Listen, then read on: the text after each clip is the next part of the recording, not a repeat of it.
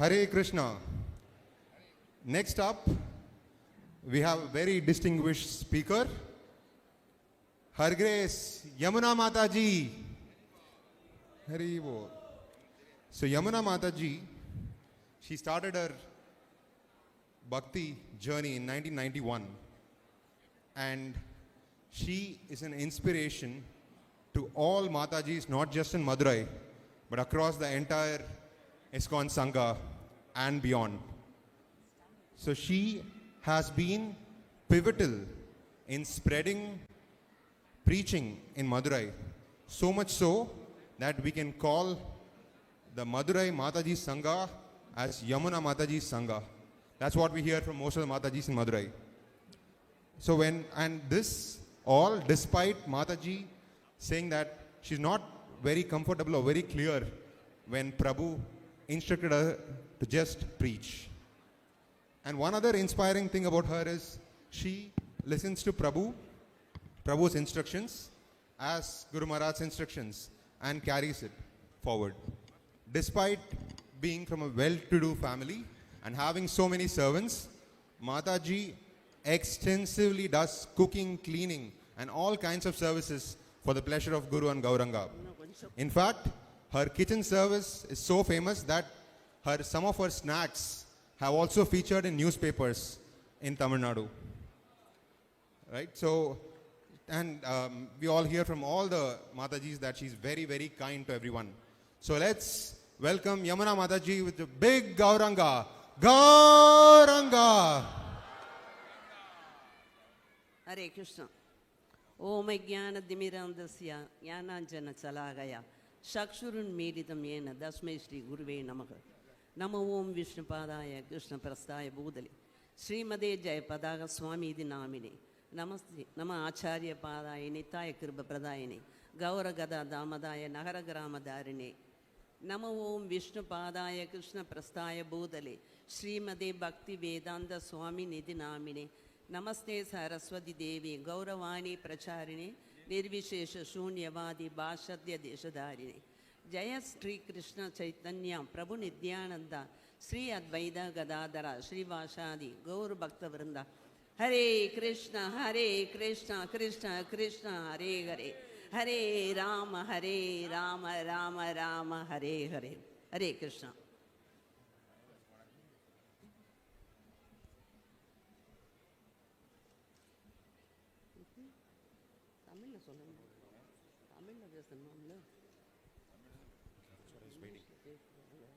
Hare Krishna. So we missed out Mataji's introduction in Tamil. So Her Grace Yamuna Vasani Mataji, our Bhakti Payanatha 1991 ஆண்டு தொடங்கினார். அவர் அனைத்து மாதாஜிகள் மதுரையில் மட்டுமல்ல, தமிழ்நாட்டில் மட்டுமல்ல, இஸ்கானில் மட்டுமல்ல, அதை தாண்டியும் ஒரு உதாரணமாக திகழ்கிறார். அவர் பிரபுவின் கட்டளைகளை அனைத்து கட்டளைகளையும் சிறுமேற்கொண்டு செய்து வருகிறார். அவர் ஒரு செல்வந்தரின் குடும்பத்திலிருந்து வந்திருந்தாலும், பல வேலையாட்கள் இருந்தாலும், அவர் சமையல் வீட்டை சுத்தமாக வைத்துக் கொள்வதல் என்று பல சேவைகளை குரு கிருஷ்ணருக்காக செய்து வருகிறார். அவர் அது சமையல் மிகவும் பிரபலமானது. பத்திரிகையிலும் அவரது சமையல் பற்றி பல கருத்துக்கள் வந்துள்ளன. அவர் எல்லோருக்கும், எல்லா மாதாஜிக்கும் அவர் ஒரு மென்டர், ஒரு முன்னோடியாக திகழ்ந்துள்ளார். மதுரையின் அனைத்து மாதாஜிகளின் சங்கம் யமுனா மாதாஜி சங்கம் என்றே அழைக்கலாம். அந்த அளவு அவர் மதுரையில் பிரச்சாரம் பரவியதற்கு ஒரு மூல காரணமாக திகழ்கிறார். அவர் அனைவருக்கும் மிகுந்த அன்போடு அவர் நடந்து கொள்வது எல்லா மாதாஜிகளும் சொல்கின்ற ஒன்று. ஸோ இத்தனை சிறப்புமிக்க யமுனா மாதாஜியை ஒரு உரத்த கௌரங்கா கூறி வரவேற்போம். கௌரங்கா. ஹரே கிருஷ்ணா. ஹரே கிருஷ்ணா. உண்மையிலே இன்று வருகை தந்திருக்கும் குரு மகாராஜ் இந்த நேரத்தில் இல்லைவென்றாலும் அவர் நம் ஊருக்கு வந்திருக்கிறார். அதனால் நம்முடைய குரு மகாராஜுக்கும் மற்ற மூத்த குருமார்களுக்கும் ஆன்றோர்களுக்கும் இங்கு வந்திருக்கும் அத்தனை ஆன்மீக சகோதர சகோதரிகளுக்கும் என் முதற்கண் வணக்கத்தை தெரிவித்துக் கொள்கிறேன். ஹரே கிருஷ்ணா. கிரகஸ்த வாழ்வில் நம் பிரபுபதாவின் பங்கு, ஜெயபதா மகாராஜனுடைய பங்கு, இதை பற்றி பேசுகிறதுக்காண்டி என்னை வர சொன்னாங்க. முதல்ல நான் வந்து இஸ்கான் அப்படிங்கிற உள்ளே வந்தது எப்போன்னா, நானும் எங்கள் பிரபுவும் இருந்தோம், வீட்டில் இருந்தோம். நான் சாதாரணமாக நான் வந்து எப்படி பேசுவேன்னா வீட்டில் உள்ள மாதிரி தான் பேசுவேன். அதனால் கொஞ்சம் நீங்கள் சகிச்சுக்கோங்க. நாங்கள் வீட்டில் இருக்கும்போது முதல்ல அருள் திரு சங்குதாரிதாஸ் எங்கள் வீட்டுக்கு வந்திருந்தார். நாங்கள் வந்து கிருஷ்ணரை பற்றி உங்களுக்கு சொல்ல வர்றோம் அப்படின்னு சொல்லும்போது நான் சொல்லியிருந்தோம், வடக்கு மாசி வீதியில் நாங்கள் இருக்கோம், எங்கள் வீட்டுக்கு பக்கத்துலேயே கிருஷ்ணன் கோயில் இருக்குது, அதில் நீங்கள் வேறு கிருஷ்ணரை பற்றி தனியாக என்ன சொல்ல போகிறீங்க அப்படின்னு நாங்கள் கேட்டோம்.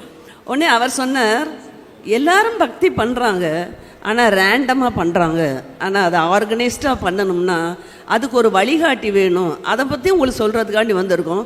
முக்கியமாக நாங்கள் வீட்டுக்கு வந்தால் உங்களுக்கு பகவத்கீதை சொல்லி தருவோம் அப்படின்னாங்க. இந்த பகவத்கீதை படிக்கணும். சின்ன வயசில் ஸ்கூலில் என்ன இந்து மக்களுடைய புனித நூல் என்ன அப்படின்னா பகவத்கீதைன்னு ஆன்சர் பண்ணியிருப்போம். அப்போ அதை படிக்கணுங்கிற ஆர்வம் வந்து சின்ன வயசுலேருந்து இருந்தது. அப்போ அவர் சொல்லி தருவார் அப்படின்னு சொன்ன உடனே சரிங்க வாங்க பிரபு அப்படின்னு நாங்கள் சொல்லிட்டோம். அப்போ அவர் என்ன சொன்னாருன்னா, ரொம்ப அற்புதமான ஒரு வார்த்தை, இது வந்து உங்கள் பிரபுக்கு மட்டும் கிளாஸ் கிடையாது, உங்கள் குடும்பத்துக்கே கிளாஸு. ஏன்னா கிரகஸ்த வாழ்க்கையில் எல்லோரும் ஃபாலோ பண்ண வேண்டியது இந்த கிருஷ்ண உணர்வு. அதனால் நீங்கள் எல்லாருமே வீட்டில் ஃப்ரீயாக இருக்க நேரம் சொல்லுங்கள், அந்த நேரத்தில் நான் வந்து கிளாஸ் எடுக்கிறேன் அப்படின்னார். எங்கள் பிரபுக்கு நாங்கள் வீட்டில் தான் இருக்கோம், எங்கள் பிரபுக்கு நேரம் இருக்கணும் இல்லையா. டெய்லி கடையடிச்சு 10:30 மணிக்கு தான் வருவார். உடனே இவர் என்ன சொல்லிட்டார், சரிங்க பிரபு, சனிக்கிழமை ராத்திரி 10:30 மணி, காலையில் 10:30 மணி இல்லை, ராத்திரி 10:30 மணி, ராத்திரி 10:30 மணிக்கு நீங்கள் வந்து கிளாஸ் எடுங்க அப்படின்ட்டார். சரி அப்படின்னு சொல்லிட்டு அவர் அதுக்கு ஒத்துக்கிட்டார். உண்மையிலே பார்த்தீங்கன்னா கிருஷ்ண பக்தர்கள் வந்து எந்த அளவு கருணையோட மற்றவங்கள கிருஷ்ண உணர்வுக்கு கொண்டு வரணும்னு சொல்லிட்டு அவங்க பாடுபடுறாங்க. அப்போ அவர் ஒத்துக்கிட்டார், வந்துட்டார். 10:30 மணிக்கு வந்துட்டார். வந்து அழகாக சின்ன ஒரு டேபிளில் கிருஷ்ணனுடைய படம் வச்சு, அவர் பிரபுபதா படம் கொண்டு வந்திருந்தார், அதையும் வச்சு பூஜை பண்ணி நாங்கள் கீர்த்தன் பண்ண ஆரம்பிச்சிட்டார். இஸ்கானில் எனக்கு ரொம்ப ரொம்ப பிடிச்சது என்னென்னா கீர்த்தன் தான். அதில் ஃபஸ்ட்டு கீர்த்தன் பண்ணும்போது ரொம்ப அழகாக இனிமையாக பாடினார். அந்த ராத்திரி 10:30 மணிக்கு கீர்த்தன் பண்ணும்போது எப்படி இருக்கும், ரொம்ப சைலண்ட்டாக இருக்கும், தெருவே சைலண்ட்டாக இருக்கும். அது அப்படியே மனசை கவர்ந்துச்சு. அதுக்கப்புறம் கொஞ்சம் கொஞ்சமாக எங்கள் கடை பிள்ளைகளையும் கூட்டிகிட்டு வர ஆரம்பித்தோம். பார்த்தா கீர்த்தன் ஹெவியாக இருக்குது. ஒரு மிருகண்டதாஸ்னு ஒரு வெளிநாட்டு பக்தர் ஒருத்தர் எங்கள் வீட்டில் தங்கி இருந்தார். உடனே அவர் என்ன பண்ணிட்டார், நல்ல மியூசிக்கெல்லாம் போட்டு கீர்த்தன் பண்ண உடனே நிறைய குழந்தைகள், அதாவது நிறைய பிள்ளைகள், கடை பிள்ளைகள்லாம் வர ஆரம்பிச்சிட்டாங்க. பார்த்தா கீர்த்தன் ரொம்ப லாங்காக போனோம்னு கிளாஸ் முடிகிறதுக்கு ராத்திரி 12:30 மணி ஆயிடுச்சு. 12:30 மணி ஆயிடுச்சு அப்படின்னு சொல்லிட்டா நாங்கள் எதுக்காண்டி சனிக்கிழமை வச்சோங்கிற இதை நான் சொல்லிடுறேன். ஏன்னா சனிக்கிழமை லேட்டாக படுத்தாலும் ஞாயிற்றுக்கிழமை லேட்டாக எதிரிக்கலாம் இல்லையா, அதுக்காண்டி தான் சனிக்கிழமை வச்சது. ஆனால் அவர் சொல்லிட்டார், என்ன சொன்னாருன்னா, சனிக்கிழமை நான் என்ன தான் லேட்டாக போனாலும் நான் மங்களாரத்திக்கு நான் எந்திரிக்கணும், இங்கே 4:30 மணிக்கு மங்களாரத்தி, அதனால் சனிக்கிழமை காலையில் வச்சுக்கிறோம் அப்படின்ட்டு. சரிண்ணா, அப்புறம் சனிக்கிழமை காலையில் பஜன் வச்சோம். எங்கள் சமூகத்தில் உள்ளவங்களாம் வந்தாங்க. அவங்க என்ன நினச்சிக்கிட்டாங்கன்னா, இந்த இஸ்கான்ங்கிறது உங்கள் சமூகத்துக்கு மட்டும்தான், பக்கத்தில் நாங்கள் எல்லாரையும் கூப்பிடுவோம், வாங்க பஜனுக்கு வாங்கன்னு. அவங்க வரமாட்டாங்க. அப்போ நீங்கள் உங்கள் சமூகத்தில் உங்கள் ஆளுகளை தான் கூப்பிட்றீங்க, எங்களையெல்லாம் கூப்பிட வேணாம் அப்படின்ட்டு அவங்க சொல்லிட்டாங்க. நாங்கள் சரி வர்ற வரைக்கும் வர்றவங்களாம் வரட்டும்னு சொல்லிவிட்டு நாங்கள் பஜன் பண்ண ஆரம்பித்தோம். எவ்ரி சாட்டர்டே நாங்கள் வீட்டில் பஜன் வைக்க ஆரம்பித்தோம். கொஞ்சம் கொஞ்சமாக படிக்கும்போது அவர் சொல்லிட்டார், அப்போ தான் ராதா மதுராபதி கோயில் கட்ட அவருக்கு வந்து சான்ஸ் கிடச்சிச்சு. அந்த நேரத்தில் அவர் சொல்லிட்டார், நீங்கள் நீங்களே கிளாஸ் கொடுத்துருங்களேன் அப்படின்னு எங்கள் பிரபுவை சொல்லிட்டோம். உடனே பிரபு சொல்லிட்டா, எனக்கு பகவத்கீதை பற்றி அந்த அளவு தெரியாது அப்படின்னு சொல்லும் போது எங்களுக்கு ஒரு அற்புதமான ஒரு பக்தர் உதவி செஞ்சார், ரத்ன பகு கௌரதாஸ். அவர் என்ன செஞ்சார்னா, பகவத்கீதையில் ஒரு ஸ்லோகம் சொல்லி கொடுப்பார். நாங்கள் என்ன பண்ணுவோம், அதை டேப் ரெக்கார்டரில் பதிஞ்சு வச்சுக்கிடுவோம். அதை ஒரு வாரம் பூரா கேட்டு அடுத்த வாரம் அந்த ஸ்லோகத்தை கிளாஸ் கொடுத்துருவோம். இப்படி தான் வட்டா நாங்கள் செஞ்சோம். அப்படியே கொஞ்சம் கொஞ்சமாக பகவத்கீதையை படிக்க ஆரம்பித்தோம். அப்போ அவர் எங்களை ஒரு டூர் கூட்டிகிட்டு போனார் மாயாப்பூருக்கு. எந்த நேரம்னா கௌர பூர்ணிமா. கௌர பூர்ணிமா போகும்போது அந்த கௌர பூர்ணிமா அன்னைக்கு பார்த்தீங்கன்னா காலையிலேருந்து எல்லாருமே விரதம் இருக்கணும். ஃபஸ்ட் டைம் விரதம் இருக்கிறோம் நாங்கள், விரதம் இருக்கணும். ஆனால் நல்ல சைத்தன்ய சரித்தாமிரத்தை பற்றி கிளாஸ் நிறையா நடக்குது. Hindi class, Russian class, Bengali class, English class எல்லாமே நடக்குது. அப்போ எங்களுக்கு ஏதோ இங்கிலீஷ் தான் ஏதோ கொஞ்சம் தெரியும், மற்றதெல்லாம் ஒன்றுமே தெரியாது. அதனால் பேசாமல் இங்கிலீஷ் கிளாஸில் போய் உட்காந்துட்டோம். பக்தி புருஷோத்தம் மகாராஜ் கிளாஸ் எடுத்துகிட்டு இருக்கார். எல்லாம் எடுத்துகிட்டு இருக்கும்போது நான் பார்த்தேன், சுற்றி பார்த்தேன், கொஞ்சம் பேர் தூங்கிக்கிட்டு இருந்தாங்க. எனக்கு தூக்கம் வரல, இருந்தாலும் எனக்கு புரியலை. ஏன்னா நம்ம தமிழ்நாட்டில் கிருஷ்ணரை பற்றி மட்டும்தான் எங்களுக்கு தெரியுமே ஒழிய சைத்தன்ய மகாபிரபுவை பற்றி எதுவுமே எங்களுக்கு தெரியாது. அதனால் அப்படியே எல்லாருமே கொஞ்சம் உட்கார்ந்துருந்தோம். அப்போ அவர் என்ன ஒரு வார்த்தை சொன்னார்னா, சரி எல்லாரும் தூங்கிட்டீங்களா, தூங்கி முடித்தோன்னே இப்போ உங்களை எழுப்புறதுக்காண்டி ஒருத்தர் வர்றார் அப்படின்னார். யார் வர்றா அப்படின்னு பார்த்தா நம்ம குரு மகாராஜ் அங்கே நடந்து வந்துட்டு இருக்கார். குரு மகாராஜ் வந்த உடனே எல்லாம் ஒரே சந்தோஷம், அத்தனை பேர் கைதட்டி வரவேற்றாங்க. வந்து கிளாஸ் கொடுத்துட்டு ரொம்ப அற்புதமாக கிளாஸ் கொடுத்தார். ஆனால் உண்மையை சொல்லப்போனால் எங்களுக்கு அந்த அளவு புரியலை, அது நான் ஒத்துக்கிறேன், அந்த அளவு புரியலை. ஆனால் கிளாஸ் முடிஞ்சவனே ஒரு வார்த்தை சொன்னார் குரு மகாராஜ், அது எனக்கு இன்றைக்கி மனசில் நிற்கிது. நீங்கள் எல்லாரும் எனக்கு தேங்க்ஸ் சொல்லணும்னு நினைக்கிறீங்களா அப்படின்னு கேட்டார். ஆமான்னு. நெக்ஸ்ட் டைம் வரும்போது ஒரு 5 பேரை கூட்டிகிட்டு வாங்க அப்படின்னார். 5 பேராக இருந்தது இன்றைக்கி 5000 பேரை இன்றைக்கி வந்திருக்குன்னா அது எல்லாம் எங்கள் குரு மகாராஜோடைய ஆசீர்வாதம் தான். இன்றைக்கி எல்லாரும் வந்திருக்காங்க. அதோடு நம்ம குரு மகாராஜை பார்த்தது ஒரு இன்ஸ்பிரேஷன்ஸ். சரி, இந்த மாதிரி ஒரு குரு நமக்கு கிடைச்சிருக்கார் அப்படின்னு சொல்லிட்டு இன்னும் நல்லா பக்தி பண்ணணும், ஏதோ இன்னும் கொஞ்சம் நல்லா நிறைய பேரை இன்வைட் பண்ணி கிளாஸ் கொடுத்துட்ருக்கோம். அப்போ எங்கள் வீட்டில் தங்கக்கூடிய எங்களுக்கு பாக்கியம், குரு மகாராஜ் எங்கள் வீட்டில் தங்கியிருக்கார். பெரிய வீடு, பெரிய கூட்டு குடும்பம் எங்கள் வீடு. அப்போ தங்குறார். தங்கும்போது பிரபுவை பார்த்து என்ன சொல்கிறேன்னா, அதுக்குள்ளே இவங்க 16 மாலைக்கு வந்துட்டாங்க. நான் அப்போ 8 மாலை தான் பண்ணிக்கிட்டு இருந்தேன். பிரபுவை பார்த்து சொன்னார், நீங்கள் என்ன பண்ணுங்கன்னா உங்கள் சமூகத்தில் உள்ளவர்களுக்கெல்லாம் இந்த கிருஷ்ண பக்தியை கொடுங்க. நேற்று சொன்னார் இல்லையா குரு மகாராஜ், நீங்கள் யாரை பார்க்குறீங்களோ அவங்களுக்கெல்லாம் நீங்கள் கிருஷ்ண உபதேசம் பண்ணுங்க அப்படின்னு சொன்னார் இல்லையா. அதனால் நீங்கள் என்ன பண்ணுறீங்கன்னா எல்லார் வீட்டுக்கும் போய் நீங்கள் கிருஷ்ண உபதேசம் பண்ணுங்கள், கிருஷ்ணரை பற்றி சொல்லி கொடுங்க அப்படின்னார். என்ன குரு மகாராஜ் நீங்கள் பாட்டுக்கு சொல்லிட்டீங்க, எங்களுக்கு இதை பற்றி எதுவுமே தெரியாதே, நாங்கள் போய் சொன்னால் அவங்கெல்லாம் கேட்பாங்களா, அவங்கள மாதிரி பெரிய சன்னியாசி வந்தாலும் சொன்னால் கேட்பாங்க அப்படின்னு அவங்க சொன்னாங்க. அப்போ குரு மகாராஜ் ரொம்ப அற்புதமாக சொன்னார், ரொம்ப எளிமையாக. நான் சன்னியாசி தான், ஆனால் நான் போய் சொன்னால் என்ன சொல்லுவாங்க தெரியுமா, இவருக்கு என்ன சொல்லிட்டு போயிடுவார், இவர் சன்னியாசி, இவருக்கு வேலை இல்லை. எப்படி மற்றவங்க நினைக்கிறது அப்படி, இவருக்கு வேலை இல்லை. ஆனால் நம்மளாலெல்லாம் முடியாது, நமக்கு காலையில் எந்திரிச்சிலேருந்து நைட்டு படுக்கிற வரைக்கும் எவ்வளோ வேலை இருக்குது அப்படின்னு எல்லாரும் சொல்லுவாங்களாம்.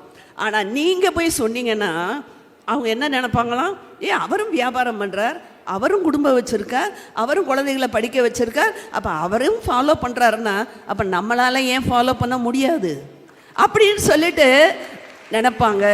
அதனால் நீங்கள் போய் சொன்னால் இது நல்லா ரீச் ஆகும் அப்படின்னார். அப்போ பிரச்சாரம் அப்படிங்கிறதுக்கு ஆரம்பத்திலே விதை போட்டவர் யாருன்னா நம்ம குரு மகாராஜ். ஹரே கிருஷ்ணா. அதுக்கப்புறம் பாத யாத்திரைன்னு ஒரு நிகழ்ச்சிக்கு நாங்கள் வந்திருந்தோம். நாங்கள் 2 பேர் மட்டும்தான் வந்திருந்தோம். அப்போ மலேசியாவிலேருந்து நிறைய பக்தர்கள் வந்திருந்தாங்க. அவங்க என்ன சொன்னாங்க, உங்கள் ஊர்லேருந்து 2 பேர் தான் வந்திருக்கீங்களா, நாங்கள் மலேசியாவிலேருந்து வந்திருக்கோம், நீங்கள் என்ன 2 பேர் தான் வந்திருக்கீங்க, இந்த விஷயத்தை போய் எல்லாருக்கும் போய் சொல்ல வேண்டியதானே அப்படின்னாங்க. அப்போ தான் நான் சொன்னேன், எனக்கு இங்கிலீஷ் அவ்வளோவா பேச தெரியாது, நான் எப்படி பிரச்சாரம் பண்ணுறதுன்னு. உங்களை யாருங்க இங்கிலீஷில் பேச சொன்னது, தமிழில் பேசுங்க, உங்கள் நாடு தமிழ்நாடு தானே, நீங்கள் தமிழில் பேசி எல்லார் வீடு வீடாக போய் சொல்லி எல்லாரையும் வரவழைங்க அப்படின்னாங்க. அப்போ உண்மையிலே பாத யாத்திரை ரொம்ப அற்புதமான ஒரு நிகழ்ச்சி. ஆனால் அந்த சொன்னதுலேருந்து எப்படா மதுரைக்கு போவோம், 10 பேருக்கு போய் சொல்லுவோங்கிற இன்ஸ்பிரேஷன் அந்த இடத்துல எங்களுக்கு வந்தது. உடனே ஊருக்கு வந்த உடனே சில பக்தர்கள் எங்கள் வீட்டுக்கு கிளாஸ் எடுப்பீங்களா, ஏன்னா எல்லாருக்கும் என்ன பிரச்சனைனா ஆரம்ப காலத்தில் ஆண்கள் ஆண்கள் கொஞ்சம் கொஞ்சமாக வந்துட்டாங்க. ஆனால் வீட்டில் பெண்கள் பயங்கரமான எதிர்ப்பு, எங்கே இவங்கெல்லாம் சன்னியாசியாக போயிடுவாங்களோ அப்படின்னு சொல்லிட்டு எல்லார் வீட்லேயும் பயமுறுத்தி வச்சுட்டாங்க. கோயில்னு உங்கள் வீட்டுக்காரர் போகிறாரு, சன்னியாசியாக போயிடுவார், இப்போ குடும்பத்தை யார் கவனிக்கிறது அப்படின்னாங்க.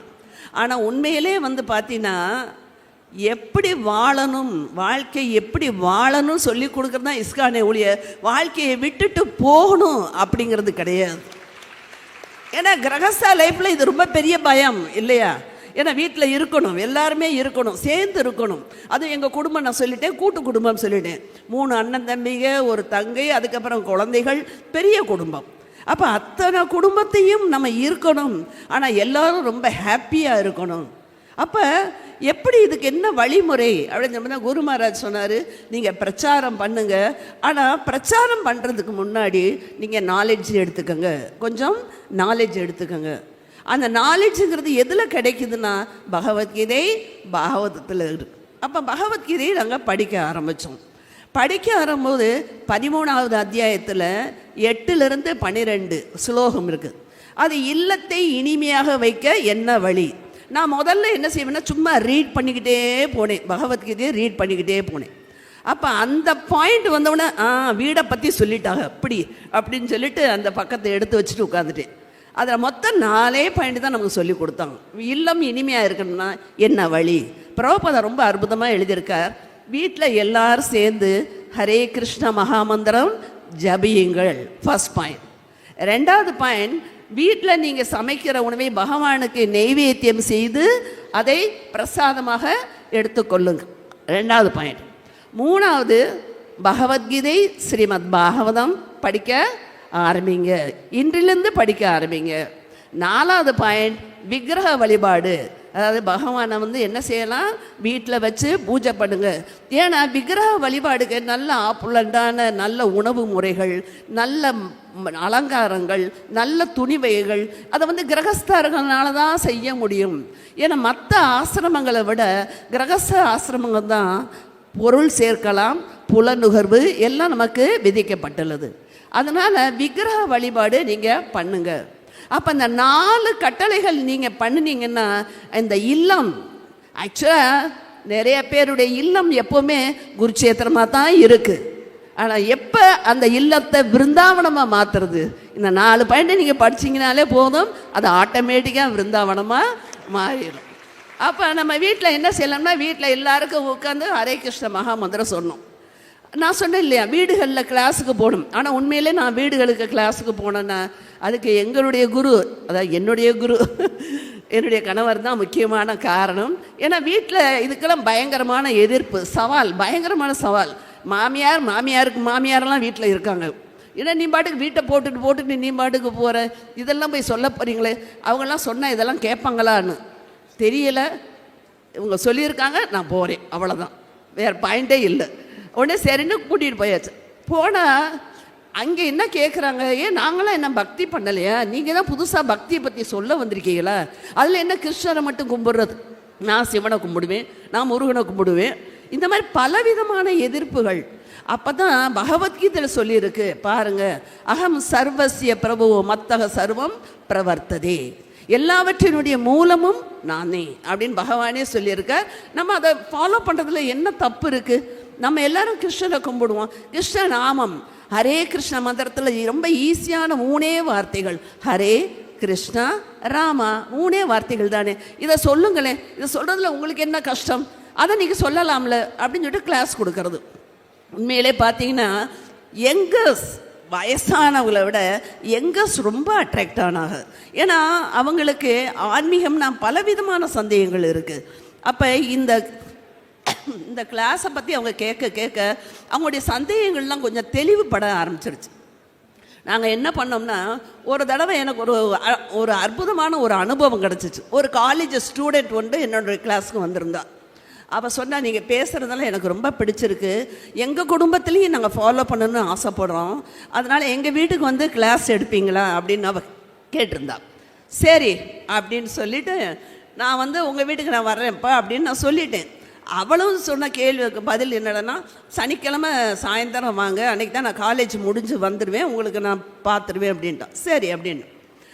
அடுத்த நாள் வந்து எங்கள் வீட்டில் எங்கள் பாட்டி என்ன சொன்னாங்க, நீ என்ன 20 வயசில் நீ ஆன்மீகத்துக்கு போகிறேங்கிற, இதெல்லாம் 60 வயசுல போகணும், இப்போவே வா நீ போகணும் அப்படின்னு எங்கள் பாட்டி சொல்கிறாங்க, நான் என்ன பண்ணுறது அப்படின்னு அவள் கேட்டாள். ஆமாம்மா உங்கள் பாட்டி சொன்னால் அது 100க்கு 100 உண்மையாக தான் இருக்கும், நாளையிலேருந்து நீ கிளாஸுக்கு வராத, உங்கள் பாட்டியை அனுப்பு அப்படின்ட்டு. நான் அடுத்த நாள் உங்கள் பாட்டி வரல. நான் கேட்டேன், ஏம்மா உன் பாட்டியெல்லாம் வர சொன்னேன், நீ ஏம்மா வந்த அப்படின்னு. இல்லை இல்லை போடி, நான் சும்மா ஒரு விளையாட்டுக்கு சொன்னால் நீ என்னையே கூப்பிட்றியா, என்னால் முடியாது அப்படின்ட்டான். ஏன்னா இப்போ பகவானுக்கு படைக்கணும்னா ஃப்ரெஷ்ஷான மலர் படைக்கிறோம், ஃப்ரெஷ்ஷான ட்ரெஸ் கொடுக்குறோம், ஃப்ரெஷ்ஷான பிரசாதம் கொடுக்குறோம். அப்போ நம்மளை மட்டும் ஏன் ஓல்டாக கொடுக்கணும்? நினச்சி பாருங்க, நம்மளே ஃப்ரெஷ்ஷாக தானே கொடுக்கணும். அப்போ நம்ம யங். அவர் என்ன சொல்கிறார், பிரகலாத் மகாராஜா 5 வயசில் வாங்க அப்படின்ட்டுருக்காரு ஆன்மீகத்தை. நம்ம வந்து அட்லீஸ்ட்டு 20 வயசில் வர்றது ஒன்றும் தப்பு இல்லையே. உண்மையிலே எங்களுக்கெல்லாம் ரொம்ப லேட்டாக கிடச்சி. என்ன கிடச்சுன்னா எங்களுக்கு ஒரு 45 வயசு இருக்கும்போது கிடச்சிருக்கு, இல்லை 50 வயசு இருக்கும்போது கிடைக்குது. ஆனால் நிறைய படிக்கணும் அப்படிங்கிற ஆசை இருக்குது. ஆனால் எங்களால் அது அந்த அளவுக்கு ஞாபகத்தில் வச்சுக்கிற அளவுக்கு கெப்பாசிட்டி கொஞ்சம் கொஞ்சமாக எங்களுக்கு குறைஞ்சிட்டு இருக்குது. குரு மகாராஜ் தனி பிறவி, அவருக்கு எல்லாமே ஞாபகத்தில் இருக்குது. நாங்கள்லாம் அப்படி இல்லையே, இல்லையா?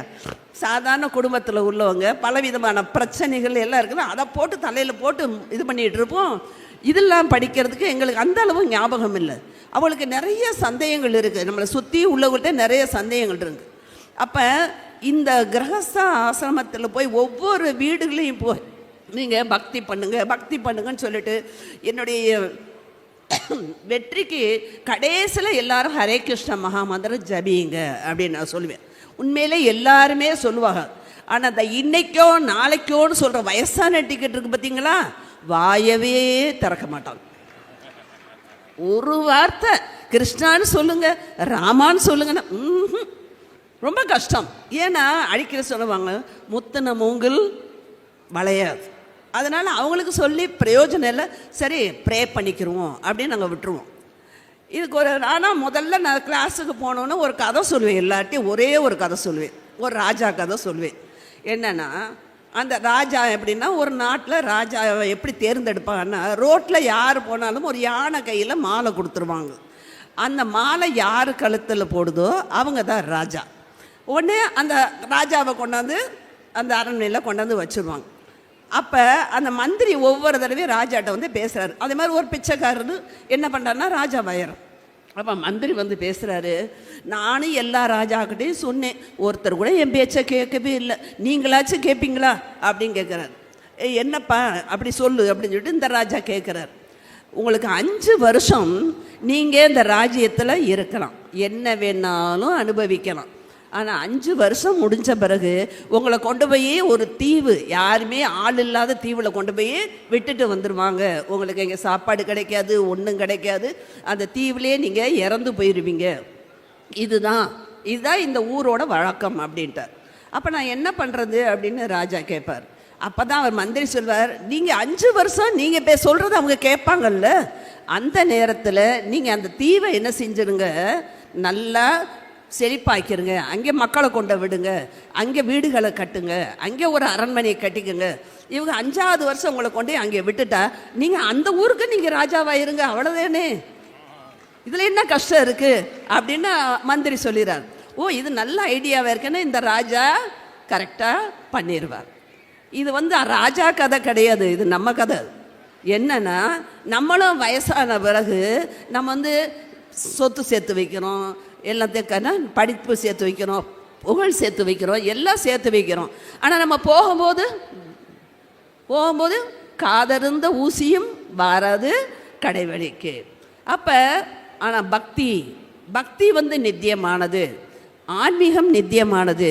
வேணும் பகவானே என்ன சொல்லியிருக்கார், பிராப்பிய புண்ணிய கிருதாம் லோகா நுசித்வா சாஸ்வதி சமா சுசினாம் ஸ்ரீமதாம் கேகே யோக பிரஷ்டோ அபிஜாயத்தே. இல்லையா? நீங்கள் எந்த அளவு பக்தி பண்ணுறீங்களோ, அடுத்த பிறவியில் உங்களுக்கு ஒரு செல்வந்தர் குடும்பத்திலேயோ இல்லை ஒரு பிராமணர் குடும்பத்திலேயோ பிறக்கக்கூடிய வாய்ப்பை நான் தருகிறேன் அப்படின்னு சொல்லியிருக்கார். அப்போ நம்ம இந்த பிறவியில் நம்ம சேர்த்து வைக்கிற பக்தி நமக்கு அடுத்த பிறவியிலும் உதவுது.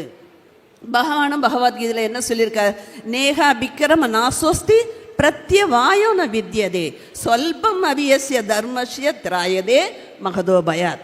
நீங்கள் கொஞ்சம் பக்தி பண்ணாலும் உங்களை மிகப்பெரிய பயத்திலிருந்து உங்களை காக்கிறேன் அப்படின்னு இருக்கார். அதைத்தான் நான் கிளாஸில் சொல்கிறது. நீங்கள் பக்தி பண்ணிங்கன்னா உங்களுக்கு என்றைக்குமே அது உதவும். ஏன்னா நம்ம ஒரு குருவை சரணடையணும். பக்தி பண்ணுறதுனா சும்மா பக்தி பண்ணு. ஏன்னா இப்போலாம் நம்ம கோயிலில் போனால் மாவிளக்கு வைக்கிறது, பொங்க வைக்கிறது, காவடி எடுக்கிறது, இதை பக்தி நினச்சிட்ருக்கோம். ஆனால் அது பக்தி கிடையாது. பக்தினா என்ன? பகவானை பற்றி தெரிஞ்சுக்கணும். பகவான் என்ன சொல்லியிருக்காரோ அதை நம்ம வாழ்க்கையில் ஃபாலோ பண்ணணும். அதுலேயே நம்ம இருக்கிறது என்னென்னா கிரகஸ்த ஆசிரமம். கிரகஸ்த ஆசிரமத்தில் மொத்தம் 4 ஆசிரமம் இருக்குது. பிரம்மச்சரியம், கிரகஸ்தம், வானப்பிரஸ்தம், சந்நியாசம். அப்போ மற்ற 3 ஆசிரமங்களையும் பிறப்பித்து போஷித்து பராமரித்து முக்கிய பங்கு வகிக்கிறதே நம்ம கிரகஸ்த ஆசிரமம் தான், இல்லையா? 4 ஆசிரமத்தில் கிரகஸ்த ஆசிரமத்தில் உள்ளவங்க தான் அந்த 3 பேருக்குமே போஷாக்கு கொடுக்குறவங்க. அப்போ அந்த கிரகஸ்த ஆசிரமத்தை நம்ம எப்படி வாழ்க்கையில் நடத்தணும்? நம்ம நினச்சிட்ருக்கோம் நம்மெல்லாம் கிரகஸ்தா தானே அப்படின்னு நினச்சிட்ருக்கோம் பக்திக்கு வர்றதுக்கு முன்னாடி. ஆனால் இங்கே வந்த பிறகு தான் தெரியுது நம்மெல்லாம் கிரகஸ்தா இல்லை, கிரகமேதி, இல்லையா? ஏன்னா எங்களுடைய சுய புலனுக்காக நம்ம வாழ்ந்துக்கிட்டு இருந்தோம்னா அதுக்கு பேர் சாஸ்திரத்தில் என்ன சொல்லியிருக்கு? கிரகமேதி. அப்போ கிரகஸ்தானா என்ன மீனிங்? கிரக ஸ்தித ஆசிரமம். என்னன்னா பகவானிடம் குடும்பத்தோடு அடைக்கலம் ஆகிறது இருக்கு இல்லையா, அதுதான் உண்மையான கிரகஸ்த ஆசிரமம். அப்போ பகவானோட அடைக்கலம் ஆகணும் அப்படின்னா என்ன செய்யணும், ஏது செய்யணும் தெரியாதே. அதுக்கு தான் ஒரு குரு, நம்முடைய குரு ஜெயபதா மகாராஜ், அவருடைய வழி தோன்றல்கள், அது நிறைய பக்தர்கள் எல்லாருமே என்ன சொல்லி கொடுக்குறாங்க? அந்த வழிமுறையை நமக்கு சொல்லி கொடுக்குறாங்க. உண்மையிலே இஸ்கான்ங்கிறது என்னன்னா international society of Krishna consciousness. அப்போ அந்த உணர்வை எப்படி கொண்டு வர்றது? ஒரு நாளில் அந்த உணர்வு மாறுமா? யாருக்காச்சும் முடியாது. அப்போ அந்த உணர்வை படிப்படியாக ஸ்டெப் பை ஸ்டெப்பாக நம்ம கொண்டு வரணும்னா எந்த அளவு கொண்டு வரணுங்கிறது முதல் 4 பாயிண்ட் சொன்னேன். ஆனால் இதே கேள்வியை யுதிஷ்டர் கேட்குறார், நாரதர்கிட்ட கேட்குறார். என்னன்னா ஒரு கிரகஸ்தருடைய கடமை என்ன அப்படின்னு கேட்குறார். அவருக்கு உடனே நாரதர் பதிலளிக்கிறார், 5 பாயிண்ட் சொல்கிறார். ஃபஸ்ட்டு பாயிண்ட்டே என்ன சொல்கிறாருன்னா பரமபுருஷ பகவானை வழிபடுதல் அப்படின்ட்டார். முதல் பாயிண்ட். யார் பரமபுருஷ பகவான்?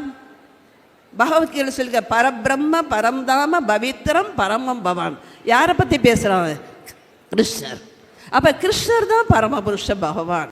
அப்போ மற்றவங்களாம் யார்? ஏன்னா எல்லாருக்கும் கேள்விகளுக்கு பதில் நாங்கள் சொல்லணும் இல்லையா? அவங்கெல்லாம் பகவானுடைய அந்த பெரிய நிர்வாக பொறுப்பில் வரக்கூடிய அதிகாரிகள். 33 கோடி தேவர்களுமே அதிகாரிகள். அப்போ அந்த அதிகாரிகள் யார், தெய்வம் யாருன்னு முதல்ல நம்ம தெரிஞ்சுக்கணும். அப்போ பகவானே வழிபடணும். இது நம்ம ஊரில் ஒரு வழக்கம் இருக்குது. என்ன வழக்கம்னா, நீ காளியை கும்பிடுறியோ, நீ முருகனை கும்பிடுறியோ, நீ சிவனை கும்பிடுறியோ, ஆனால் உன்னை தூக்கிட்டு போகும்போது என்ன சொல்லி தூக்கிட்டு போவாங்க? கோவிந்தா கோவிந்தான்னு சொல்லுவாங்க. ஏன் நீ கும்பிடுற தெய்வத்தை சொல்லிட்டு கூட்டிகிட்டு போக வேண்டியதானே? ஏன் கோவிந்தா சொல்கிறாங்க? ஏன்னா எல்லாரும் போக வேண்டிய இடம் அதானே, பகவான்கிட்ட தான் நம்ம எல்லாருமே போகணும். ஏன்னா நம்ம எல்லாரும் வந்தது அவர்கிட்ட தானே வந்திருக்கோம், திருப்பி நம்ம எல்லாரும் அவர்கிட்ட தானே போகணும். அதனால் புரிஞ்சுக்குங்க. அதாவது வெளியில் உள்ளவர்கிட்ட எப்படி பேசணும்னா, நீங்கள் புஸ்தகத்தில் உள்ளதை பேசினோம்னா ஒன்றும் நடக்காது. இங்கே அவங்ககிட்ட எல்லாம் இந்த மாதிரி பேசினா சரி, ஓ அப்படியா அப்படின்னு அவங்க உடனே கேட்பாங்க. அப்போ கொஞ்சம் கொஞ்சமாக அவங்கள கொண்டு வரணும். பரமபுருஷ பகவானே வழிபடுதல். அப்போ கிருஷ்ணர் யார், கிருஷ்ணருடைய பெருமைகள் என்ன, இதெல்லாம் பகவத்கீதையில் சொல்லப்பட்டிருக்கு. அப்போ பாகவதம்னா என்னன்னு கேட்குறாங்க. பகவான்கிட்ட உள்ள பக்தர்களை பற்றி சொல்லப்படுறது பாகவதம். அப்போ ரெண்டையுமே நம்ம படிக்கணும். எப்படி ஒரு ட்ரெயின் 2 தண்டவாளத்தில் ஓடுமோ அதே போல் நம்மளும் படிக்கும்போது எப்படி படிக்கணும்? பகவத்கீதை, பாகவதம் ரெண்டையும் நம்ம இணையோட படித்தோம்னா நம்மளால் இந்த ஆன்மீகத்தை எளிதில் புரிந்து கொள்ள முடியும். இது ஃபஸ்ட்டு பாயிண்ட். 2வது பாயிண்ட் என்னென்னா, வைஷ்ணவர்களையும் சாதுக்களையும் வீட்டுக்கு வரவேற்று உபசரிக்கணும். 2வது பாயிண்ட். உண்மையிலே நாங்கள் கிருஷ்ண பக்திக்கு வந்ததுக்கு முக்கியமான காரணமே எங்கள் வீட்டுக்கு வந்த நிறைய பக்தர்கள் தான். அவங்கனால தான் நாங்கள் இந்த அளவுக்கு வந்திருக்கோம். அதுலேயும் முதல்ல பாத யாத்திரை அந்த வடக்கு மாசி வீதியில் நாங்கள் குடியிருந்த போது வந்திருந்தது. பாத யாத்திரையும் போது அந்த பாத யாத்திரையில் வந்து அந்த ராதா கிருஷ்ணனுடைய அந்த உருவம், அதில் பிரபுபாதாவுடைய சிலையை பார்த்து நிறைய பேர் நிஜமானவரே உட்கார்ந்துருக்காரு அந்த வண்டியில். எல்லாரும் கொண்டாந்து காசு கொடுத்தா, ஐயா வாங்கிக்கோங்க, ஐயா வாங்கிக்கோங்க. அவர்கிட்ட போய் அவர் என்ன பண்ணுவார், ஆனால் அப்படியே தத்ரூபமா பிரபுபாதாவுடைய உருவம். அப்போ எல்லாருமே அந்த காலையில் விடிய காலம் 4:30 மணிக்கு தெருவில் மங்களாரத்தி எல்லாம் நல்லா ஹரே கிருஷ்ணா மகாமந்திரம் சொல்லி அத்தனை பேரும் ஆடுவாங்க. உடனே அந்த தெருவில் உள்ள அத்தனை பேருமே வந்து ரொம்ப ரசிப்போட அவங்களும் சேர்ந்து ஆடுவாங்க. அவங்களுக்கு ஒன்றும் தெரியாது, ஆனால் அவங்களும் என்ன செய்கிறாங்க, ஏன்னா கிருஷ்ண பக்திங்கிறது எப்படின்னா அது ஒரு வைப்ரேஷன். அந்த வைப்ரேஷன் யாருக்கு வேணாலும் தோற்றிக்கலாம் இல்லையா? அப்போ அவங்களும் ஆட ஆரம்பித்தாங்க. இப்படி கொஞ்சம் கொஞ்சமாக நம்ம என்ன செய்யணும், வைஷ்ணவர்களுக்கு சேவா. ஏன்னா வைஷ்ணவ சேவாங்கிறது ரொம்ப ரொம்ப இம்பார்ட்டன்ட். அதுலேயும் கிரகஸ்தர்களுக்கு ரொம்ப ரொம்ப இம்பார்ட்டன்ட். ஏன்னா பிரபுபாதா நிறைய தடவை எழுதியிருக்கார். அவர் சின்ன வயசில் நிறைய வைஷ்ணவர்களை அவங்க அப்பா வீட்டுக்கு கூட்டிகிட்டு வந்து அவங்களுக்கு நல்ல உணவளித்து அப்புறம் பிரபுபாதாவை கூட்டிகிட்டு வந்து ஆசீர்வாதம் வாங்க வைப்பாராம். அப்படி ஆசீர்வாதம் வாங்கினதுனால தான் இன்றைக்கி நான் இந்த நிலைமையில் இருக்கேன் அப்படின்னு பிரபுபாதா சொல்லியிருக்கார். அப்போ நம்ம என்ன செய்யணும், சிறு வயதிலிருந்தே நம்முடைய குடும்பத்தினரையும் நம்முடைய குழந்தைகளையும் வைஷ்ணவர்களிடம் இந்த ஆசீர்வாதம் வாங்கிறதுக்கு பயிற்றுவிக்க வேண்டும். அதுக்கு நம்ம என்ன செய்யணும், வைஷ்ணவர்களையும் சாதுக்களையும் உபசரிக்கணும். 2வது பாயிண்ட். 3வது பாயிண்ட் என்னென்னா, முன்னோர்களுக்கு பிரசாதம் கொடுக்கணும். ஏன்னா நம்ம இந்த நிலைமைக்கு வர்றதுக்கு இந்த உடல் நமக்கு கிடைச்சதுக்கு இந்த புத்திசாலித்தம் ஜீன்ஸ் சொல்லுவாங்களே, அந்த ஜீன் மூலிமா நமக்கு வருதுன்னு. அப்போ அவங்களுக்கு பிரசாதம் கொடுக்கணும். இது சாஸ்திரத்தில் சொல்லியிருக்கு. 4வது பொதுமக்களுக்கும் மற்ற உயிரினங்களுக்கும் பிரசாதம் விநியோகம் பண்ணணும். ஏன்னா எல்லா ஜீவன்களையும் பகவான் ஒரு இடத்துல சொல்லியிருக்கார், சம சர்வேசு பூதேசு அப்படின்னு இருக்கார். எல்லா உயிரினங்களையும் சமமாக நேசிக்கணும். 5வது பாயிண்ட் என்னன்னா, முக்கியமான பாயிண்ட், நம்மளே பிரசாதம் கட்டாயம் சாப்பிடணும். ஏன்னா எல்லாருக்கும் கொடுக்கறது ஈஸி, ஆனால் நம்ம சாப்பிடணும்னு சொல்லும்போது சில பேர் சொல்லுவாங்க, அப்போ நான் வெளியூருக்கெல்லாம் போகிறேனே, வெளியூருக்கெல்லாம் போகும்போது நான் பிரசாதம் எனக்கு கிடைக்காதே, அப்போ நான் என்ன பண்ணுறது அப்படின்னு கேள்வி. ஆனால் மனம் வைத்தால் மார்க்கம் உண்டு. இது எங்களுக்கு எந்த அனுபவம் அப்படின்னா, நாங்கள் ஒரு தடவை 5 வருஷத்துக்கு முன்னாடி நினைக்கிறேன், ஒரு 21 பேர் சேர்ந்து ஒரு டூர் போயிருந்தோம் அமெரிக்காவுக்கு. அமெரிக்காவில் வந்து என்ன செய்யறதுனா, பிரபுபாதாவோட தோற்றுவித்த கோயிலெலாம் போய் பார்ப்போம் அப்படின்னு சொல்லிட்டு எல்லாரையும் கூட்டிகிட்டு, எங்கள் பிரபு, எங்கள் பையன், எங்கள் சம்மந்தி எல்லாரையும் கூட்டிகிட்டு நாங்கள் போயிருந்தோம். கிராண்ட் கேனியன் ஒரு இடம். ஆனால் என்னென்னா, கோயிலில் பிரசாதம் செஞ்சு கையில் கொண்டு போகிறோம். கிராண்ட் கேனியன் ஒரு இடம், மிகப்பெரிய பள்ளத்தாக்கு. அங்கே எல்லாம் போனோம்னா அது வந்து இருக்கிறதுலே ரொம்ப ஹைட்டான இடம், பயங்கரமான வெயில். அப்போ அங்கே போய் லெமன் சாதமும் தயிர் சாதமும் சாப்பிட்ட ஒரே டிக்கெட் நாங்கள் தான். எல்லாரும் இன்னும் ரொம்ப வாடை அடிக்குது, ரொம்ப ஸ்மெல் நல்லா இருக்கு, எங்கேருந்து கொண்டு வந்திருக்கீங்க, நாங்கள் பிரசாதம் கொண்டு வந்திருக்கோம் அப்படின்னு, உங்களுக்கு என்ன வந்து சாப்பிடுங்கன்னு. அவங்க வெறும் பண்ணையும் பர்கரையும் உட்காந்து சாப்பிட்டுக்கிட்டு இருக்காங்க. நமக்கு அது முடியுமா? நம்மளால எல்லாம் அதெல்லாம் முடியாது. ஆனால் பகவான் ஏற்பாடு பண்ணுறார். இது நிறைய தடவை இந்த அனுபவங்கள் கிடச்சிருக்கு. என்ன கிடச்சிருக்குன்னா, சில சமயம் வந்து நாங்கள் வந்து மாயாப்பூர்லேருந்து மதுரைக்கு கிளம்பும்போது பிரசாதம் ஆரம்ப காலத்தில் சொல்கிறேன், பிரசாதம் கையில் கிடைக்காது. சரி பரவாயில்ல அட்ஜஸ்ட் பண்ணுவோம்னு சொல்லிட்டு வந்துட்டோம். ஒரு தடவை ஏர்போர்ட்டுக்கு வந்துட்டோம். பார்த்திங்கன்னா பிள்ளை குட்டி எல்லாருமே கூட்டிகிட்டு போயிருந்தோம். பிரசாதம் கையில் இல்லை. பிள்ளைகள்லாம் அழ ஆரம்பிச்சிடுச்சுங்க. என்ன பண்ணலாம்னு யோசனை பண்ணும்போது ஒரு பெரிய டீமே வந்துச்சு. ஒரு டீமே வந்து, நாங்கள் பிரசாதம் கொண்டு வந்திருக்கோம், நீங்களும் எங்களோட சாப்பிடுவீங்களா அப்படிங்கிறது. இதெல்லாம் வந்து பார்த்தீங்கன்னா, நம்ம எந்த அளவுக்கு அந்த என்ன சொல்கிறதுன்னு டெடிக்கேட்டடாக நம்ம இருக்கோமோ அந்த அளவுக்கு கிருஷ்ணர் நமக்கு என்ன செய்கிறாரு, வசதி பண்ணி கொடுக்குறார். இது அவர் பார்க்குறது ஒன்றே ஒன்று தான், டெடிக்கேஷன். ஏன்னா பகவான் என்ன சொல்கிறாருன்னா, அவர் எதையுமே நம்மள்ட்ட வந்து எதிர்பார்க்கலை, ஒன்றே ஒன்று தான், டெடிக்கேஷன். ஆனால் அந்த டெடிக்கேஷன் யார் நமக்கு கொடுக்கணும்? குரு. நம்ம குரு ரொம்ப ஸ்ட்ராங்காக அதை வலியுறுத்துறதுனால தான் நம்மளால் டெடிக்கேஷனாக நம்மளால் இருக்க முடியுது. அப்போ அந்த குரு என்ன பண்ணாருன்னா, நிறைய தடவை மகாராஜ் நம்ம ஊருக்கு வந்திருக்கும்போது அப்புறம் கொஞ்சம் கொஞ்சமாக, அதாவது அவருடைய இப்போ வாசித்தாங்க, ஹரிலீலா பிரபு வந்து வாசித்தாங்க, அவருடைய ஆணைகள் அவருடைய கட்டளைகள் அப்படின்னு வாசிக்கும்போது அவர் வந்து சொல்லுவார், பிரபு வந்து உடனே அவர் தலைமையில ஏற்று அவர் என்ன சொல்கிறாரோ அதை உடனே செஞ்சிருவார். ஆனால் இவர் வீட்டுக்கு மூத்தவர், அதனால் இவர் என்ன சொல்கிறாரோ அதை நாங்கள் தலையாட்டிடுவோம். அவ்வளோதான் வித்தியாசம். எங்களுக்கு வேறு பேச்சே கிடையாது. நாங்கள் மறுப்பெல்லாம் சொன்னதே கிடையாது. சரி, அவர் சொல்கிறத நாங்கள் செஞ்சிடுறது. கணவன் மனைவி 2 பேர் இருக்கும். அந்த 2 பேரும் ஒரு குடும்பத்தில் கிரகஸ்தா அதனுடைய வண்டி, கிரகஸ்தா மாட்டு வண்டின்னா அதில் உள்ள 2 மாடுகள், அந்த 2 மாடுகளும் என்ன செய்யணும்னா ஈக்குவலாக ஓடணும்.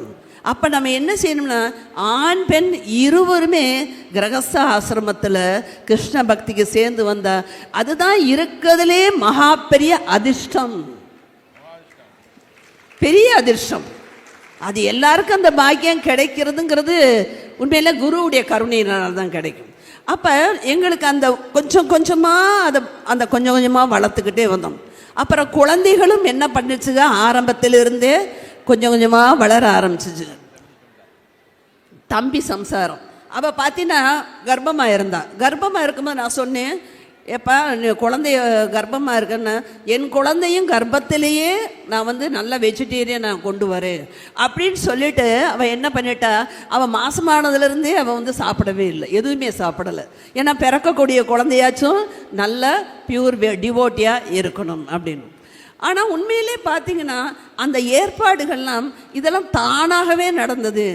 நிறைய, அதாவது எங்கள் வீட்டுக்கு வந்த குருமார்களுடைய ஆசீர்வாதம், எங்களுக்கு உதவக்கூடிய பக்தர்கள் எல்லாருமே பார்த்தீங்கன்னா எப்படி உங்களால் இது சாதிக்க முடிஞ்சுன்னு கேட்குறாங்க. இது நாங்கள் ஒன்றும் சாதிக்கலை, என்னென்னா குரு கிருபை, நம்முடைய குரு கிருபை தான்.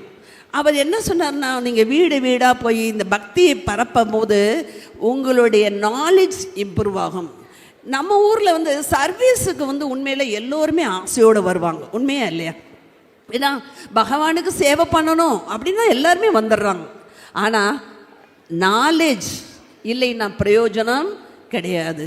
வெறும் சர்வீஸ் மட்டும் பண்ணிட்டு இருந்தா அது சென்டிமெண்டலாக போயிடும். அப்போ நாலேஜ் நம்ம வேணும்.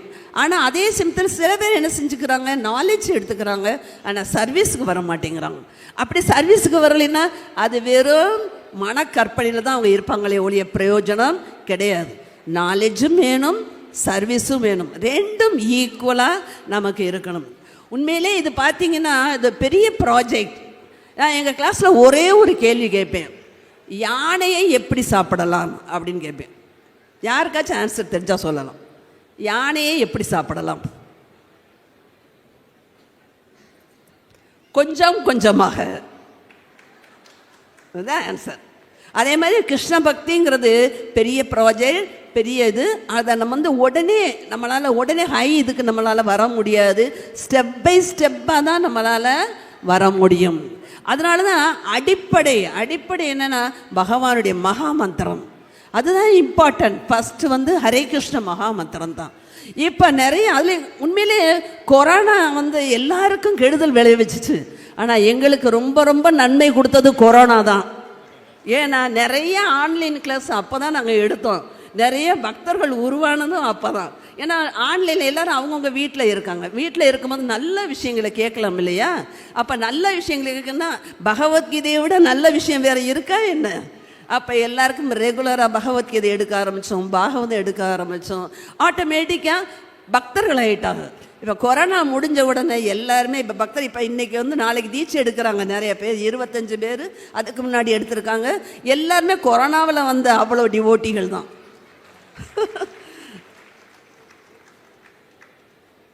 இப்போ பார்த்தீங்கன்னா குடும்பம் இப்போ மகாராஜ் வந்து எங்களுக்கு நிறைய அட்வைஸ் பண்ணும்போது பக்தி விருட்சா, அவர் இப்போ கூட சொன்னார், ஹரிலீலா பிரபு சொன்னார், பக்தி விருஷாங்கிற திட்டத்தை குரு மகாராஜ் தான் அறிமுகப்படுத்தினார். அது உண்மையிலே என்னென்னா நாலேஜ் வித் டிவோஷனல் சர்வீஸ் இல்லையா? சர்வீஸும் எப்படி பண்ணணும், நாலேஜும் எப்படி எடுத்துக்கிறணும். அதை வந்து நம்ம ஒரே நாள்லேயே அவங்கள்ட்ட நம்ம திணிக்க முடியாது. அவங்கள்ட்ட நாங்கள் என்ன செஞ்சோம், இப்போ சொன்னேன் இல்லையா, கொஞ்சம் கொஞ்சமாக ஸ்டெப் பை ஸ்டெப்பாக அதை கொஞ்சம் கொஞ்சமாக கொண்டு போய் இன்றைக்கி வந்து நீங்கள் வந்திருக்கீங்க. இந்த விழா சிறப்பாக நடக்கிறதுக்கு அந்த மெம்பர்ஸ் தான் காரணம் இல்லையா? அந்த மெம்பர்ஸோடைய ஒத்துழைப்பில் தான் இன்றைக்கி இவ்வளோ பெரிய விஷயத்தை எங்களால் சாதிக்க முடிஞ்சிச்சு. அத்தனை குடும்பத்தில் உள்ளவங்களும் வந்து வீடு எல்லாருமே வீடு கணவன் மனைவி இருவருமே வந்து முழுவதுமாக சேவை செஞ்சு எல்லாம் கோயிலோடு இணைஞ்சு சேவை செஞ்சுருக்காங்க. இது உண்மையிலே எங்களுக்கு இது உங்களுக்கு 2 நாள் மட்டும்தான் ப்ரோக்ராம்.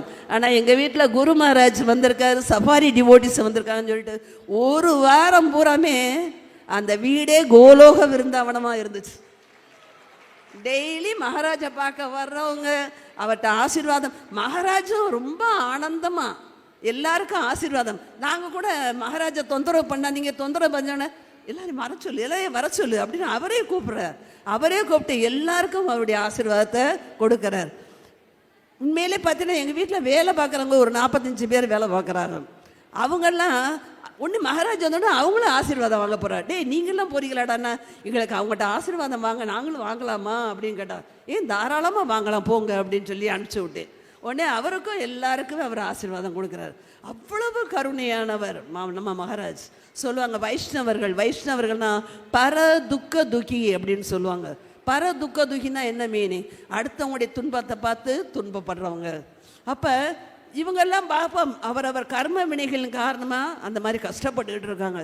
ஏதோ நாங்கள் முதலாளியாகவும் அவங்கெல்லாம் தொழிலாளியாகவும் இருக்காங்க இப்போ இந்த பிறவியில். அப்புறம் அவங்களுடைய கர்ம வினைகள் ஏதோ கொஞ்சம் சுக்குருதி இந்த பிறவியிலாச்சும் நமக்கு குரு மகாராஜருடைய அந்த ஆசீர்வாதங்கிற சுக்குருதி அவங்களுக்கு கொடுத்தா அடுத்த பிறவியாச்சும் அவங்களுக்கு நல்லா இருக்குமே அப்படின்னு சொல்லிட்டு எல்லாரையும் போய் ஆசீர்வாதம் வாங்குங்க. உண்மையிலே ரொம்ப அற்புதமாக அவ்வளோ பேருமே சேவை பண்ணுறாங்க. யாருமே மனசு சொல்லிக்கல. குரு மகாராஜ் பிரபுபதாவை சொல்லுவாங்க, உலகமே வாழ ஒரு வீட்டை கட்டியவர் அப்படின்னு பிரபுபதாவை சொல்லுவாங்க. ஆனால் நம்ம குரு மகாராஜ் அதை ப்ராக்டிக்கலாக எப்படி செய்யணும்னு நமக்கு சொல்லி கொடுத்துருக்கார். ஏன்னா பிரபுபதா காலத்தில் நம்மலாம் வாழை நமக்கு கொடுத்து வைக்கல. ஆனால் இப்போ குரு மகாராஜ் காலத்தில் வாழை நமக்கெல்லாம் கொடுத்து வச்சிருக்கு. அதனால் நம்ம என்ன செய்யணும்னா அவருடைய கட்டளைகளை புரிஞ்சுக்கிட்டு அவர் சொன்னபடி என்ன நம்ம வீட்டில் ஃபாலோ பண்ணி நம்முடைய குடும்பத்தை, ஏன்னா இது பிக் ஃபேமிலி. இப்போ நான் கூட்டு குடும்பம் பிரபுட்ட கூட கொடுத்தேன். எனக்கு நிறைய பேர் முன்னாடி பேச எனக்கு தயக்கமாக இருக்குன்னு அப்புறம் சொல்லிட்டேன். சரி என் குடும்பத்தில் பேசுகிற மாதிரி நான் பேசிட்டு போயிடுவேன், அவ்வளோதான். எல்லாரும் நம்ம குடும்பம் தானே, வாசுதேவ குடும்பம் இல்லையா, அதனால நான் பேசிட்டு போயிடுறேன் அப்படின்னு அவர்கிட்ட சொல்லியிருந்தேன். உண்மையிலே பார்த்தீங்கன்னா எனக்கு ஒன்றும் வித்தியாசம் இல்லை. படிக்கும்போது நம்ம படிச்சிருப்போம் யாதும் ஊரே யாவரும் கேளிர்னு. ஆனால் இங்கே தான் நான் பார்க்குறேன் யாதும் ஊரே யாவரும் கேளிர். அவ எல்லாரையும் ஒன்றாக இணைப்பது நம்முடைய குரு மகாராஜ். நம்முடைய முக்கியமான தலையாய பணி என்னன்னா அவருடைய கட்டளைகளை பின்பற்றுவது. ஏன்னா நம்ம ஒவ்வொருத்தருக்குள்ளேயும் அந்த பக்தி ஒளிஞ்சிருக்கு. அதை வெளியே கொண்டு வந்தது யாருன்னா நம்முடைய குரு தான். அப்போ நம்ம என்ன செய்யணும் அப்படின்னா குரு சொன்னார். நேற்று நான் ஒரு தடவை 5 தடவையோ 6 தடவையோ சொல்லியிருப்பார் அந்த வார்த்தையை. நீங்கள் பார்க்குற எல்லாத்துட்டையும் கிருஷ்ண உபதேசம் பண்ணுங்க, பார்க்குற எல்லாத்துட்டையும் கிருஷ்ண உபதேசம் பண்ணுங்க. இதை 6 தடவை சொன்னார். நான் கவனிச்சுக்கிட்டே வந்தேன். அப்போ எல்லாருமே குருவாகலாம். என்ன சொல்ல போகிறோம்? பிரபுபத புக்ஸ் எழுதியிருக்கார், அற்புதமாக புக்ஸ் எழுதியிருக்கார். அந்த புக்ஸில் உள்ளதை படித்து அதை நீங்கள் மற்றவங்கள்ட்ட சொன்னாலே போதும். அதில் இல்லாத விஷயங்களே இல்லை. நான் கூட பகவத்கீதை படிக்கும்போது ரொம்ப கஷ்டமோ அப்படின்னு நினச்சேன். ஆனால் எளிமையான உதாரணங்கள் மூலமாக ரொம்ப அற்புதமாக பிரபுபதா விளக்கி இருக்கார். முதல் ஸ்லோகத்திலே எனக்கு ரொம்ப பிடிச்சது என்னென்னா, நெல் வயலில் களைகளை பிடுங்குவது போல அப்படின்ட்டார். கௌரவர்கள் களைகள் மாதிரியாம், பாண்டவர்கள் நெற்கதிர்கள் மாதிரியாம். அப்போ கௌரவர்கள் ஏன் அவங்கள எடுக்கணும்? நான் கூட கேட்டேன், அவர்லாம் ராஜா தானே, அப்போ ராஜாக்குரிய தகுதி அவங்களுக்கெல்லாம் இல்லையா அப்படின்னு கேட்டேன். அப்போ தான் அவங்க சொன்னாங்க, ஆனால் அவங்க பக்தர் இல்லையே. பக்தர்கள் தான் இந்த உலகத்துக்கு தேவை. பக்தர் அல்லாதவர்களால் பிரயோஜனம் கிடையாது. அதனால தான் அவர் என்ன செய்கிறார், நெல் வயலில் களைகளை பிடுங்குவது போல அந்த கௌரவ கூட்டத்தையே அழிக்கணும்னு தான் அந்த இடத்தை தேர்ந்தெடுத்திருக்கார். தர்மக்ஷேத்ரே குருக்ஷேத்ரே சமவேதாயுசவக. அப்போ என்ன செய்யணும்னா நமக்கும் மனசில் 1008 கலைகள் இருக்குது. நமக்கு என்னென்ன கலைகள்? காம குரோத மோக லோப மத மாச்சரிய 6 கலைகள் இருக்கு. எல்லாத்துக்கும் மேலே ஒன்று இருக்கு, ஈகோன்னு ஒன்று இருக்கு. எல்லா கலைகளையும் நம்மளை விட்டு போக்கணும்னா அதுக்கு ஒரே வழி என்னன்னா நம்ம மனசை பியூரிஃபை பண்ணணும். அப்படி பியூரிஃபை பண்ணுறது எப்படி முடியும் உங்களுக்கு? அற்புதமான ப்ராசஸ் என்னென்னா, Hare Krishna Krishna Krishna Hare Hare, Hare Rama Rama Rama Hare Hare. Chant Hare Krishna and be happy. Hare Krishna. நன்றி.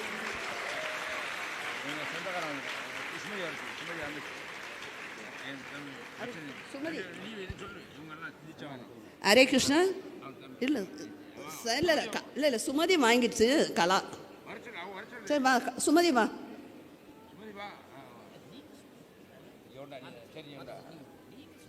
ஹரே கிருஷ்ணா. சுமதி உட்காருமா. குமார் ஒய்ஃப் வந்திருக்கா. செல்வி ரமேஷ் வா. கலா. வாங்க. ஹரே கிருஷ்ணா.